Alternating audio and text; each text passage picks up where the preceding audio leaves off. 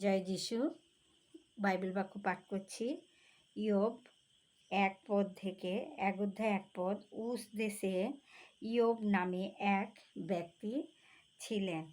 তিনি সিদ্ধ ও সরল, ঈশ্বর ভয়শীল ও কুক্রিয়াত্যাগী ছিলেন।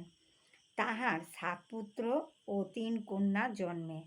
তাহার 7 সহস্র মেষ, 3 সহস্র উষ্ট্র, 500 ঘোড়া, বলদ ও 500 গধর্বী এই পশুধন, এবং অনেক দাসদাসী ছিল।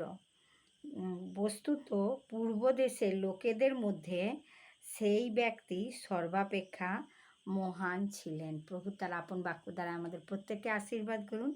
তাহলে ইয়োব কেমন ব্যক্তি ছিলেন? তিনি একজন সিদ্ধ পুরুষ ছিলেন। জয় যিশু। হালেলুয়া। আমেন।